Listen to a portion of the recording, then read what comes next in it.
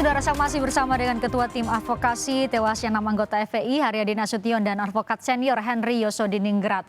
Pak Haryadi, saya mau fokus ke tadi, Komnas HAM menyebut terjadi penghadangan, upaya untuk merampas senjata petugas dan diduga juga anggota FPI itu memiliki senjata. Itu yang menjadi dasar-dasar kenapa dipisahkan, ada 4 orang yang diduga pelanggaran HAM, yang 2 lainnya tidak. Bagaimana Anda melihatnya? Jadi kalau menurut kita, halo, masih terdengar. Ya. Silakan Jadi dilanjutkan. kalau menurut kita, Komnas HAM ini merekomendasikan 2 orang yang meninggal itu kan dasarnya itu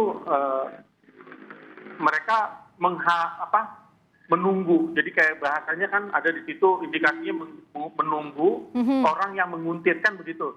Betul. Sehingga punya persepsi lah Komnas HAM bahwa ini FPI ada indikasi untuk Laskar ini ada indikasi untuk melawan dan sebagainya. Padahal itu kan sebetulnya kalau misalnya diikutin begitu mau ngaji subuh-subuh gitu, ya kan curiga. Sementara diikutinnya di tol itu kan, jalan yang benar-benar bebas hambatan. Ya pasti harus ada tindakan yang membela diri ataupun ibaratnya mendukung ibarat ulama yang lagi dikawal oleh mereka gitu. Tapi kan digambarkan juga di hasil belum dipastikan bahwa itu anggota kepolisian kah atau penjahat atau apa, nggak tahu kita kan gitu. Mereka kan punya ada indikasi seperti itu. Oke, tapi kan digambarkan di hasil rekomendasi Komnas HAM bahwa rombongan Habib Rizik Syihab itu sudah berada jauh di depan. Mobil yang 6 anggota FPI ini menunggu begitu ya, memang menunggu dan ada perintah untuk memepet mobil petugas. Nah iya, itu subuh-subuh ngapain? Mau ngaji. Itu kan persepsinya mereka seperti itu, subuh-subuh mau ngapain. Masa polisi kayak begitu? Gitu mungkin mereka punya pendapat seperti itu. Karena apa? Karena pagi-pagi mau ngaji, ya kan? Itu dalam rangka apa polisi menguntit mereka? Terus apa yang dituduhkan Habib Rizik itu kan waktu itu kan masih dipanggil jadi saksi, ya kan?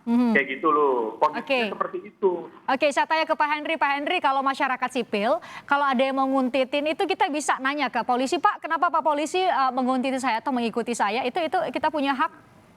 Salah satu tugas atau kewajiban dari Kepolisian Negara RI itu bukan hanya melakukan tindakan preventif, ya, tindakan represif, ya, tapi juga preventif. Ini jangan lupa loh, kaitannya dengan gerak-gerik Rizik Syihab, ya, yang sudah diketahui perpindahannya, ya. Bahkan ada juga suara di masyarakat, ya, bahwa dari anak cucu mantu subuh berangkat menuju satu tempat mau pengajian. Ya, itu timbul pertanyaan. Jadi ada indikasi informasi bahwa ini akan kabur. Nah, kaburnya ini sangat patut diduga karena itu pernah terjadi, kan gitu. Nah, kaitannya dengan itu bahwa kita dikuntiti. Kalau saya dikuntiti, ya tinggal aja menguntiti saya sampai kemana aja. Bahwa saya mau nanya, misal saya nggak nyaman, hak saya juga untuk bertanya. Tapi tidak dengan perintah hadang, pepet, tembak. Ini kan informasi dari Komnas HAM yang juga harus perhatikan. Bukan dari lembaga cek lembaga, kaleng-kaleng lembaga abal-abal. Begitu juga dari pihak kepolisian negara RI. Mereka mengatakan versinya itu. Nah tinggal kita lihat dalam proses peradilan pidananya, apakah akan dikenakan pasal dengan sengaja menghilangkan nyawa orang lain atau pasal 359 karena lalainya mengakibatkan matinya orang lain misalnya. Jadi soal yang menjadi rancu sekarang ini, bukan rancu ya, yang membuat jadi banyak suara-suara tendensius. Ada istilah pelanggaran HAM ringan, bukan berat. Loh, di mana letak pelanggaran HAM-nya? Apa harus saya beberkan sih? Apa yang dimaksud dengan pelanggaran HAM? Apa kriteria ringan? Apa kriteria berat? Harus kita bikin satu acara diskusi yang khusus gitu loh. Untuk bisa menjelaskan itu. Nah, Pak Haryadi tadi hasil-hasil temuan dari Komnas HAM ini kan berdasarkan hasil penyelidikan, permintaan keterangan tadi disebutkan oleh Pak Henry, termasuk pihak kepolisian dan juga saksi-saksi. Dari FPI juga bukannya sudah dimintai keterangan begitu oleh pihak Komnas HAM? Sudah.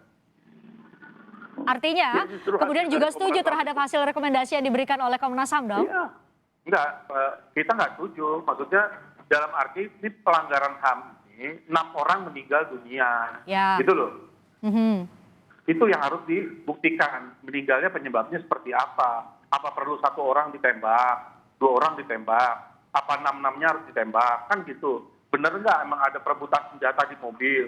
Terus kenapa nggak ada Itu pengadilan. kan gini, kalau nembak kan, ibaratnya kalau polisi kan nembak, ibaratnya melakukan prosedural terukur dan terarah dan sebagainya.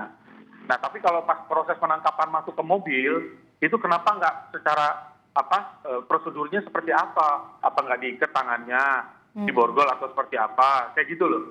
Terus kok bisa jadi ada Pasti mereka tidak diborgol. senjata dan Karena gitu. mereka bukan melakukan penegakan hukum sehingga mereka tidak membawa alat bogor. Itu udah pasti. Itu persepsinya jadi Pak jangan- Henry apakah aja. diborgol? Jadi bukan Pak Henry yang harus ngejawab di sini kalau itu. Nanti di pengadilan gitu. Justru itu. Ya, kita Dari buktikan tadi di saya pengadilan. katakan. Dari tadi saya Tapi katakan. bukan- Saya bilang kita tapi lihat bukan proses gini. di pengadilan. Bukan Itu aja. berarti ini tidak ada pelanggaran HAM. Gitu loh. Dasarnya apa?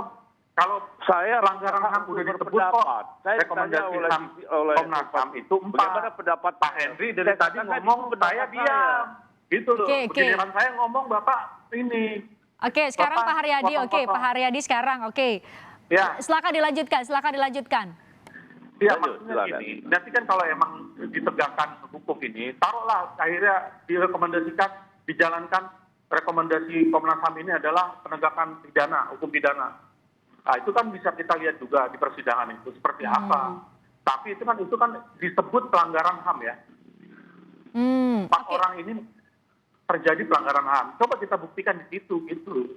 Oke. Karena kalau misalnya yang mau dibilang yang transparan, akuntabel dan sebagainya, yang seperti Komnas HAM bilang ya harusnya pengadilan, begitu.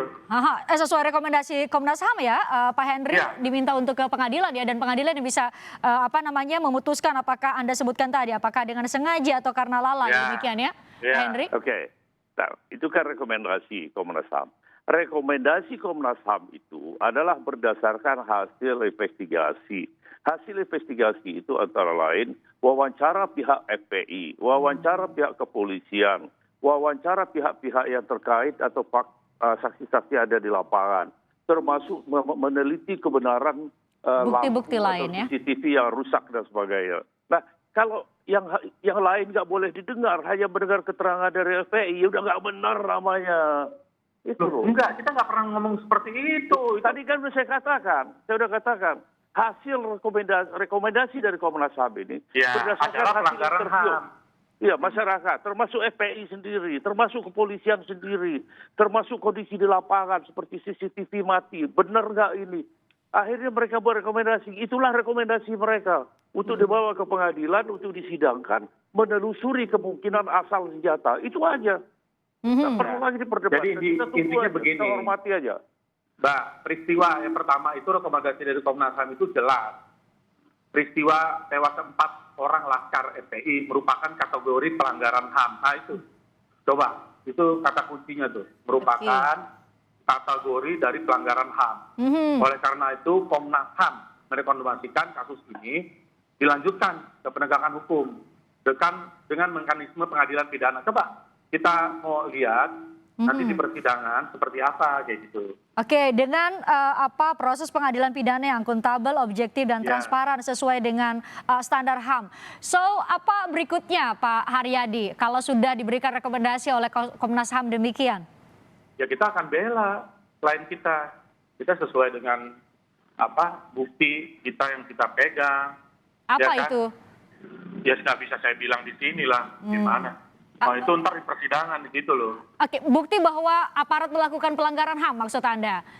Saya nggak bisa bilang seperti itu. Lah. Gitu. Nggak bisa. Gitu. Jadi kan Pak Haryadi saya gini, tanyakan kalau tadi. di dalam proses dalam persidangan itu kan ada namanya proses pembuktian, ya kan? Di situ ada mereka membuktikan, kita membuktikan, Ya. kan? Kita melakukan upaya hukum, ya kan? Terkait pembelaan dia juga sama. Ya udah kita buktikan gitu. Oke. Bukan harus dibongkar sekarang di sini, nggak bisa. Tadi saya tanyakan rekomendasi Komnas HAM setuju atau tidak, iya setuju, kemudian akan melakukan langkah hukum. Jadi Pak Henry, jadi apa berikutnya seharusnya yang untuk bisa secara terang benderang, apakah ada pelanggaran HAM atau tidak secara Oke. hukum itu berarti ke pengadilan kah? Itu langkah yang Oke. tepat? Biarkan ke pengadilan. Oke. Satu. Yang kedua, saya minta teman-teman advokat yang dari FPI, kalau memang mengakui kedaulatan negara kita, kepentingan dari korban itu sudah diwakili oleh negara, diwakili oleh jaksa di sini. Jadi nggak perlu lagi kami akan membuktikan. Dia membuktikan tuh jaksa menyampaikan dakwaan terhadap orang yang diduga melakukan tindak pidana. Apakah itu dengan sengaja menghilangkan nyawa orang lain atau karena lalai yang mengakibatkan matinya orang lain. Ya itu mau dihukum acara Percaya, iya Pak. tapi kalau kalian dengan Dihukum acara sudah iya, nggak jadi membuktikan itu nanti apalagi jaksa, mengatakan gitu. presiden itu presiden ilegal dan sebagainya. Saya nggak ngerti cara berpikir. Nggak ada urusannya, kita nggak ngebahas itu. Hari ini, Saya harus diskusi dengan ya, siapa? kita kalau ketemu, Pak Henry duduk juga, itu nggak ngebahas masalah seperti itu. Presiden ilegal apa nggak ada, kita ngomongin masalah di Komnas HAM ini rekomendasinya Iya, seperti itu aja. Kebenaran yang Jadi kita fokus cari. saja. Kebenaran yang kita cari. Untuk mencari iya, kebenaran jelas. Kita material, juga kebenaran yang kita jaksa cari. selaku eksekutor, jaksa selaku penuntut umum, Iya, wakili makanya. negara, itu aja. Nanti Ada dari pihak keserahkan kita. dengan independen hakim. Itu Oke, selesai. oke. Nanti dari pihak FPI apa, Pak Haryadi? Ya gimana Pak? Ya, jadi dari pihak FPI akan melakukan apa? Kan tadi sudah jelas, ya pasti. Ya kalau dari pihak FPI kan kita sesuai sama klien kita, ya kan? Ya kita akan FPI bela. sudah nggak ada lagi loh. FPI sudah nggak ada lagi. Oke, saya kurang paham karena betul kata Pak Henry, di pengadilan kan nanti akan ada, kalau pidana itu kan pengacara dan juga jaksa. Jadi kalau dalam hal ini ya jaksa ya, pengacara negara begitu ya Pak Haryadi ya?